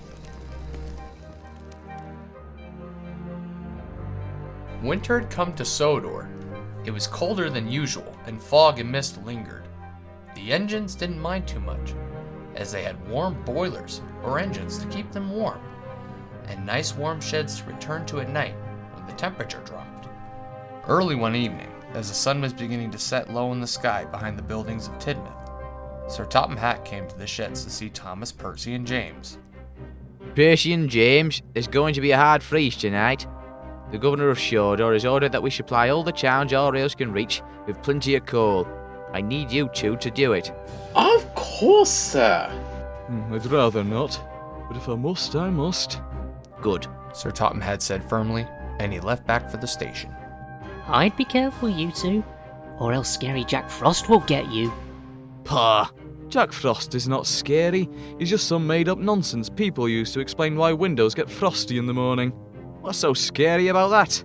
Oh, he is. Because I'm not talking about that Jack Frost. Well, what are you talking about then, Thomas? Well, Thomas began, casting a look towards the dark clouds overhead, beginning his story. Long ago, on a railway far away, there lived a little shunting engine called Jack. He worked at a coal mine, and every day he would bring trains to the big yard on the main line to be taken away, or to refill the large coal bunker the big engines used. They laughed at him, and always looked down their nose at him. Being a small shunting engine used at a filthy, grimy coal mine, they felt their position immensely outweighed his. Get a move on! I need plenty of coal for my express. A big engine ordered. Maybe if it didn't take so much, there would be plenty of coal. Now, if you'd ask anyone, Jack was normally an even-tempered engine. Gruff, but friendly. But when it came to the bigger mainline engines, he had a strong anger towards them. He saw how they treated little engines like their slaves, or simply sub-beings who deserved no respect. They worked in an industry as a private engine. Loud shouting matches were a common sight whenever Jack entered the yard, usually with a long train of coal trucks, and some snobby express engine was always there when he did, ready to belittle them. This would soon begin a chain of events that was leading for trouble. It was the beginning of a brutally cold winter night when Jack huffed into the yard with a train of coal. It was late, so the engine crew decided to leave Jack in the goods shed before heading home. Jack was sleeping soundly, so soundly he didn't hear the shed doors open again. Outside, a big tender engine was waiting. The fireman looked back. Looks like this spot's already taken. It's fine. This vermin shouldn't be in the shed anyway. We'll shunt him out of the way. The crew tried to argue, but the big engine put up such a fuss they had no choice. Jack awoke the moment he felt the biting cold wind hit him. Hey, what are... Silence, vermin! If I catch you in a shed in this yard again pretending you're a proper engine, I won't hesitate to throw you into the sea! He shunted Jack into the rear of a waiting goods train, and then retreated for the sheds, his defiant smirk only being cut off when his crew closed the doors. Out in the open, the wind howled around Jack's frames, sunk down his funnel and into his boiler. The light warmth of his boiler was enough that the swirling snow melted and then froze all over Jack, becoming an icy mask as icicles formed along his face, from his funnel, and from his frames. The cold wind swirled up his firebox grate and down his flute pipes, chilling him inside and out. As the night wore on, Jack got colder and colder. Soon he felt a great discomfort forming alongside his boiler. You see, when water freezes, it turns into ice. When ice forms, it expands. This can happen if you were to place a bottle of water into your freezer. The ice expands bigger than the bottle itself. And like a water ball in the freezer, one of the two things happens. The container expands to contain the ice and stays intact, or it bursts. Unfortunately for Jack, this was the case.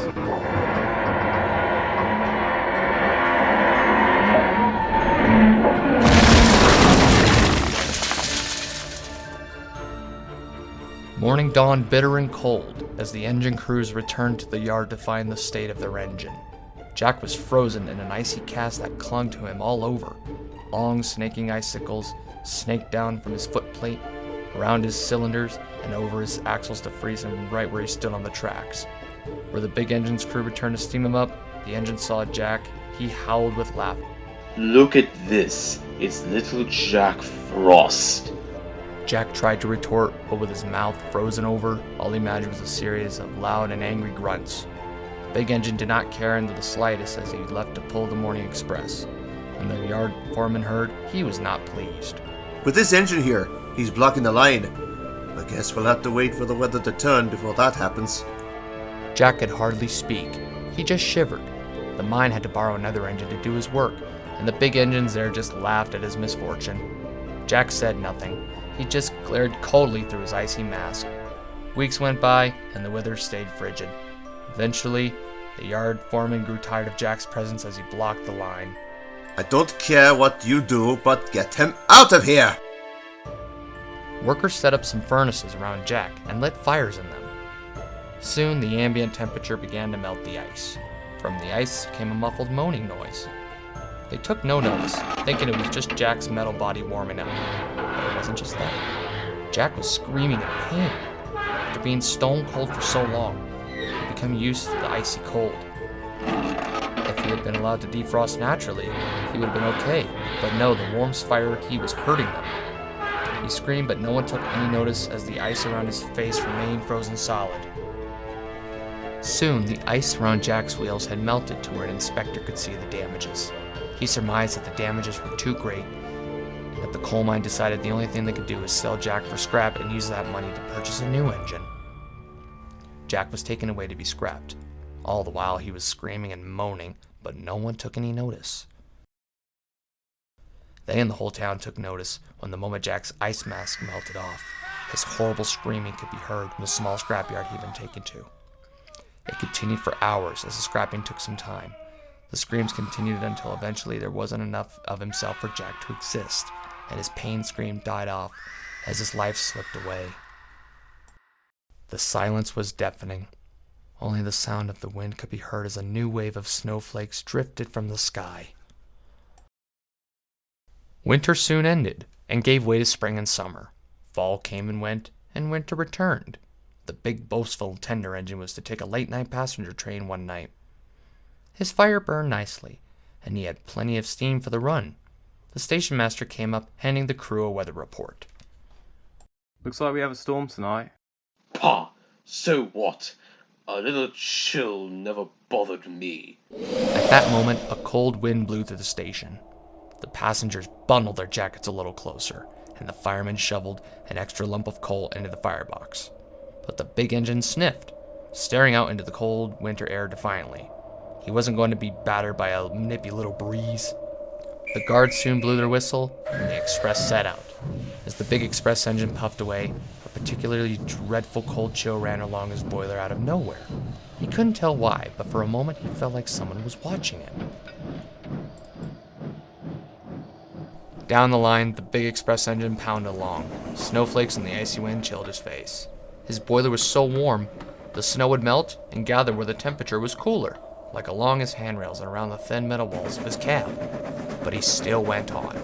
The coaches swayed gently and following along smoothly.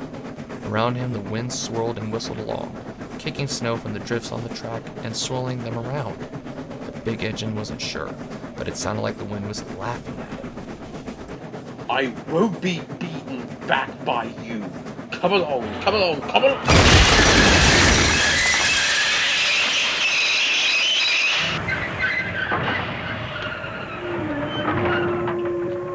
The train shuddered and rocked violently before stopping hard on the rails.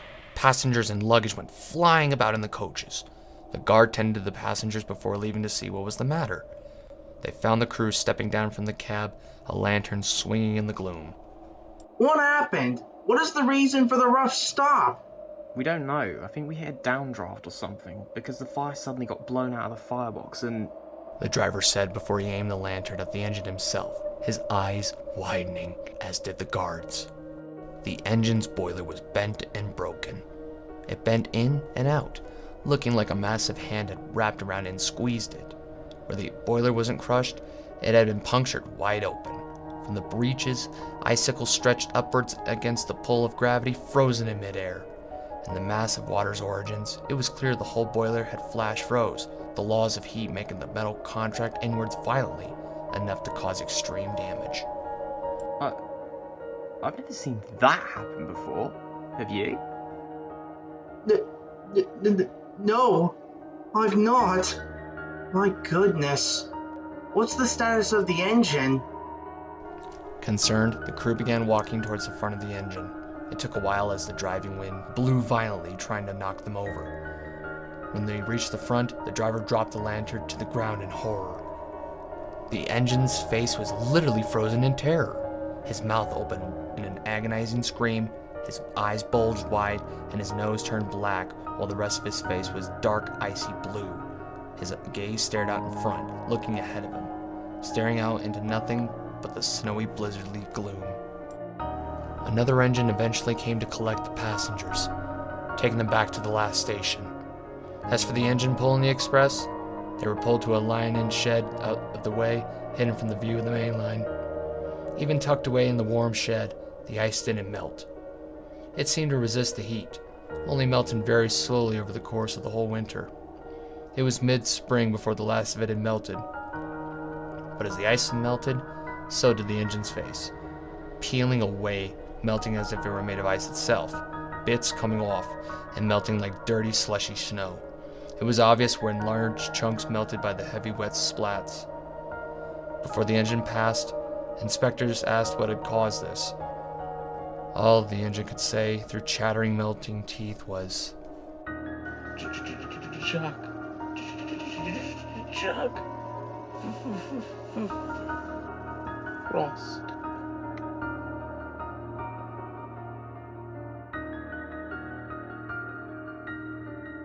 The big engine was soon scrapped, and many workers will tell you Scary Jack Frost still roams the rails during hard freezes, looking for engines not safely tucked away in their sheds to turn them into icicles, just like him.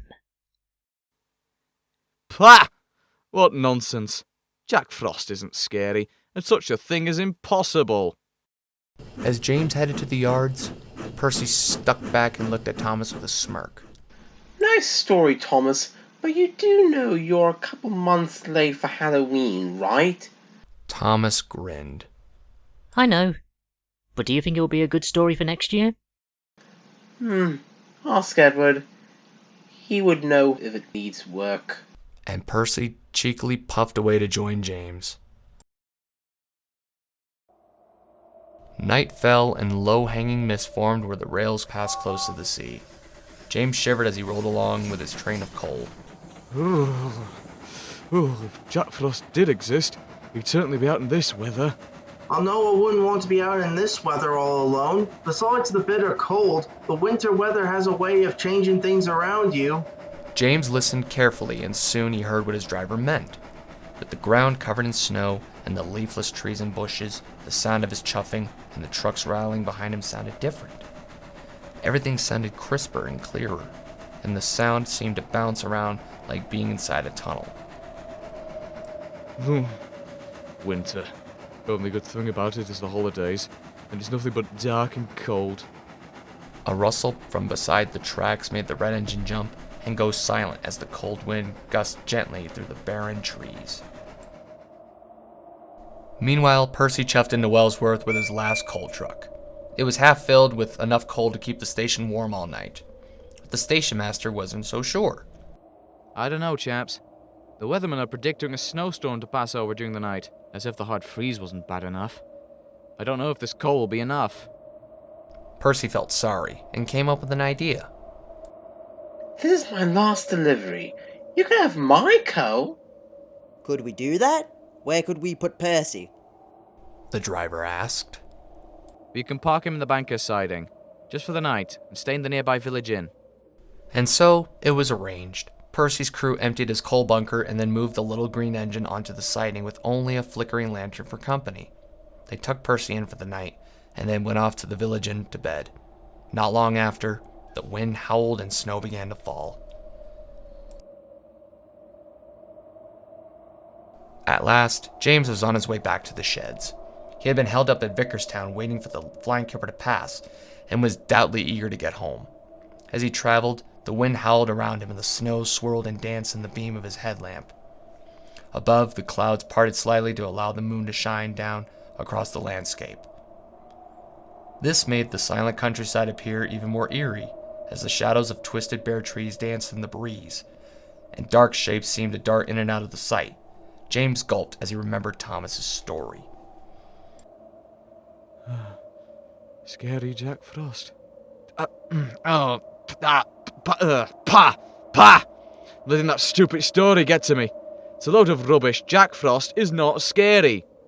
As he passed by a large field where children would go sledding during the day, he could see human-like shapes. He knew they were just snowmen that the children had built, but they seemed to be staring directly at him, judging him. The clouds swirled in front of the moon again, and everything was plunged into darkness once more. James shuddered and tried to push it out of his mind.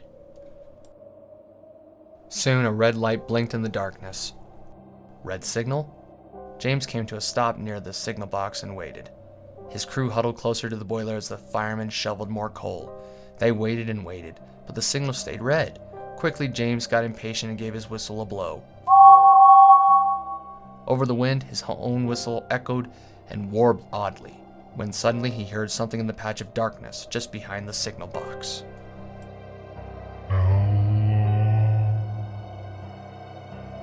Huh? Who said that? No reply came. James huffed and cast his gaze back to the signal. Stupid things.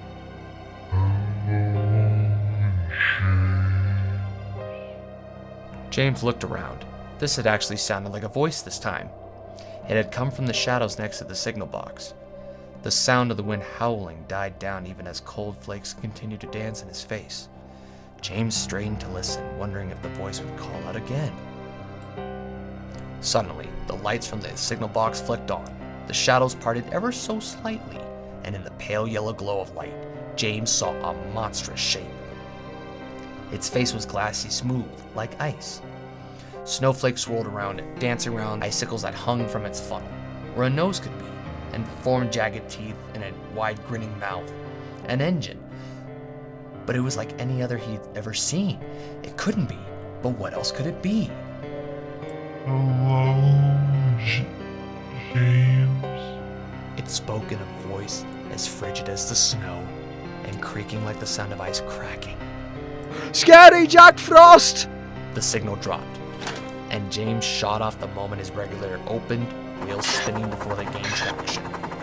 Sparks coughed from his funnel into the cold air before being snuffed out by the swirling snowflakes which seemed to pounce upon the warmth like wolves upon unsuspecting sheep. Behind him, he thought he could hear the sound of deep laughter that drifted into the wind.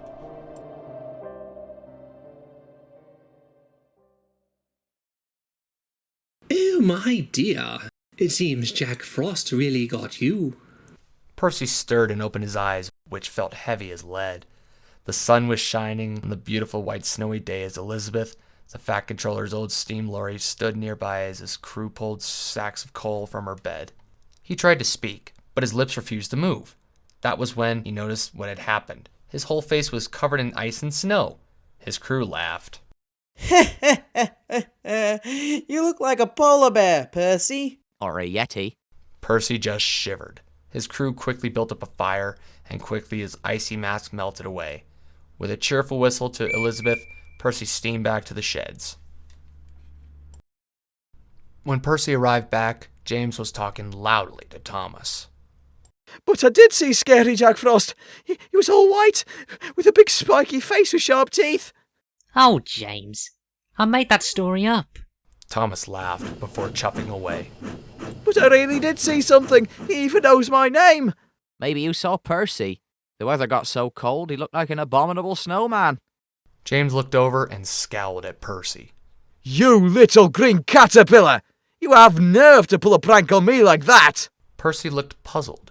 I was asleep all night, James. I don't know what you're talking about. Oh, very cute. He's denying it after being caught out. Typical shunter. James, I slept the whole night away and woke up with the ice mask, unable to say a thing. But you did call out to me while I was at the signal, didn't you? Signal? If you had, James, I think you would have known if it was me. Wellsworth keeps their station lights on till late at night. Well, Wellsworth? But the signal stopped me at Marin, which was where you were, weren't you? Percy had no answer to give the red engine. He couldn't have been in two places, and James knew this. He went visibly pale and scuttled off to the coal chute in a rush. For the rest of the winter, some engines never let James forget about Scary Jack Frost, though the red engine always insisted that he had seen something in the pale yellow light of the signal box, even if he found himself doubting himself. Had it been real, or had the big red engine simply imagined it? Whatever the case, the following winter, James always made sure to top off his tender with plenty of coal. He said it was for hard work, but I don't think that's the cold, hard truth. Don't you? Chilling. Not a bad story at all. Sounded a little familiar, though, I think. Because it was. Another Sparks original. Hey, Oh, and what's this? The image of death getting comfy with the animal form of a spirit? Oh, it was a good little otter. Beach was shivering like a leaf during the story. I didn't want him to catch his death of cold. Sure you are. Can spirits really die of things like that? Is that why we've never seen any cold spirits? Anyways, before we get into a long discussion like that was a great story, Sparks. And now we have time for the last story from Beach. Me? Oh, right. My last story. I hope it's better than my last one. I had to think about it a little, but I think this one might be a bit scarier than my first. Hopefully. Oh, be quiet. All right, Weech, you have the floor. Okay. Well, tonight is meant to be the scariest night for mortals, when monsters and demons can enter the world of the living. But not all demons obey those rules. Some cheat the system, finding other ways to enter the world of the living to torment them. They wait until we are at our most vulnerable, and then they make their presence known. A presence that is sure to leave anyone, man or machine.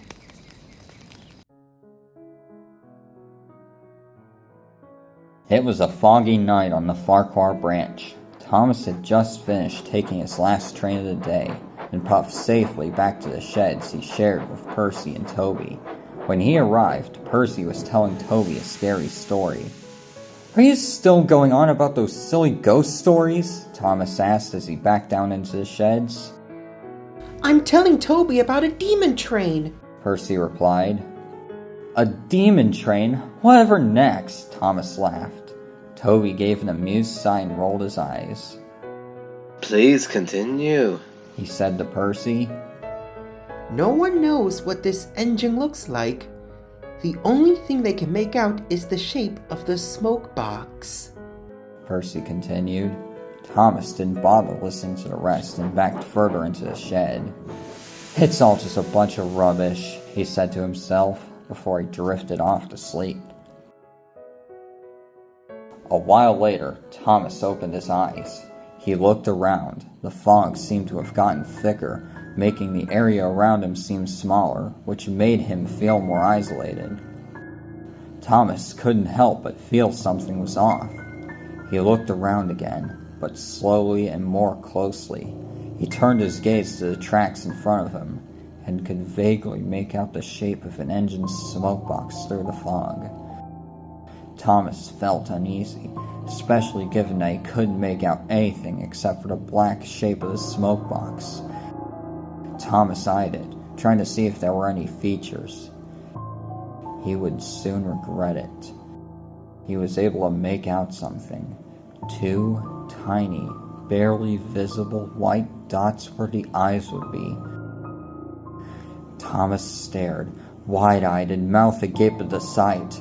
Then, the engine began to move closer to him. Thomas was now panicking. "Help!" he screamed, but no sound came from his mouth. The engine moved closer. Thomas was frantic. He tried to scream, but he couldn't. He tried to whistle for help, but he couldn't. He tried to reverse, but he couldn't. Nothing Thomas tried was working. It was like he had no control of himself, that he was trapped in his own frame. The spectre was now just a few yards away from him. Thomas shut his eyes and prepared for the worst. Thomas waited for what felt like an eternity, but nothing happened. He carefully squinted, then fully opened his eyes. The fog was now not as thick as it was, and the thing he had seen was now gone. "What was that?" Thomas asked quietly before realizing he could talk again. Thomas was glad that he was back in control of himself, but he didn't feel safe. Whatever it was that he saw was probably still out there, still watching him. Thomas didn't dare go back to sleep, too afraid of the spectre returning and him not being able to escape. The fog still covered the branch line as Thomas puffed along it the next day. He was still tense from the previous night and kept looking all around him, trying to make sure that what he saw wasn't anywhere in sight, remaining silent the whole while. When he returned to the sheds that evening, Percy and Toby were waiting for him. Are you alright, Thomas? Percy asked. I'm fine, thanks, Thomas replied. It doesn't sound like it, said Toby. I'm alright, really, Thomas insisted. I'm just a bit nervous about the fog. Trying to be careful, you know. Percy and Toby didn't persist and fell asleep instead. Thomas stayed awake, however. He was scared and continued eyeing his surroundings, trying to make sure the spectre wouldn't appear again. He was exhausted the next day as he puffed into Elsbridge. He was eyeing the station in a nearby yard and trying to stay awake. He would jolt himself awake every time he began to nod off, but he wasn't able to keep it up for long. Wake up, Thomas. James whistled. Thomas woke with a start. You were supposed to be off 5 minutes ago. The red engine said. "Oh dear, I'd better get going," cried Thomas as he shot out of the station. Despite him going as fast as he could, he was late at every stop, and the passengers were not happy. Neither was the Fat Controller when he heard the news. "I've heard complaints aplenty from the passengers about you being late all day because you weren't getting enough sleep. It is very important that you get sleep every night," the Fat Controller said that evening. "I expect you to rest up tonight." "I'm sorry, sir, but I can't," said Thomas. The Fat Controller stared. "And why ever not?" he asked sternly. "Because something tried to attack me the other night," Thomas replied. "What sort of something?" asked the Fat Controller. "I couldn't see it fully due to the fog, but I could just make out the smoke box and—" Thomas shivered. All I could see on the front of the smoke box were two tiny white dots where the eyes would have been. You must have had a nightmare. Percy put in. You got scared of my story and your imagination went wild. "It was not my imagination," Thomas protested. "I was awake when I saw that thing in the fog, but I couldn't move, speak, or even whistle for help. That godforsaken thing nearly got me," he cried. The Fat Controller listened.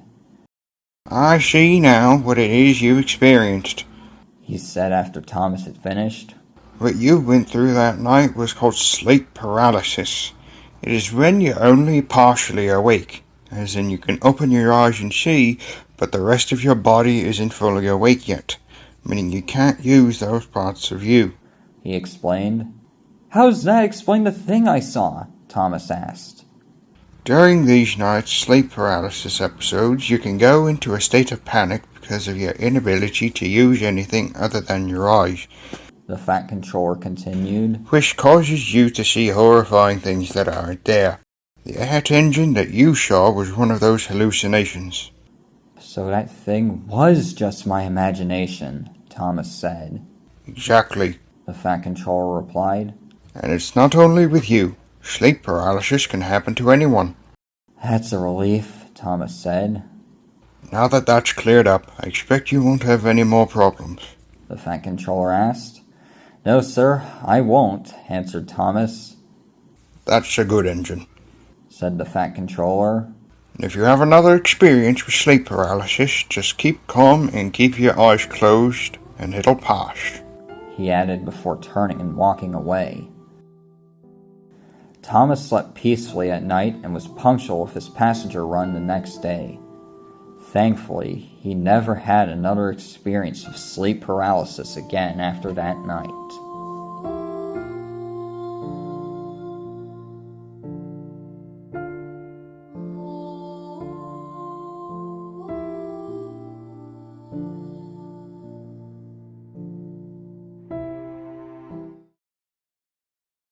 Nations. "So that thing was just my imagination," Thomas said. "Exactly," the Fat Controller replied. "And it's not only with you. Sleep paralysis can happen to anyone." "That's a relief," Thomas said. "Now that that's cleared up, I expect you won't have any more problems," the Fat Controller asked. "No, sir, I won't," answered Thomas. "That's a good engine," said the Fat Controller. "If you have another experience with sleep paralysis, just keep calm and keep your eyes closed, and it'll pass," he added before turning and walking away. Thomas slept peacefully at night and was punctual with his passenger run the next day.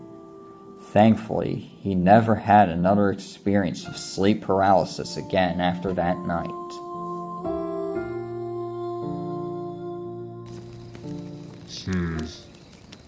Ended a bit too happy for my liking. But not bad. What was that? Was that a compliment? Maybe. And if it is, that's all the story is getting. Guess that's all we can expect from you. I thought it was pretty good. Not often a psychological element ever appears in these stories.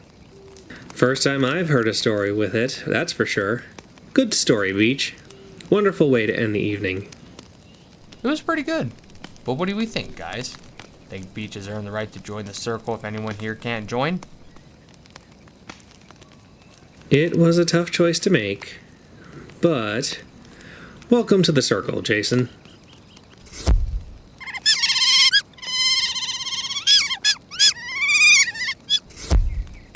Oh, thank you, everyone!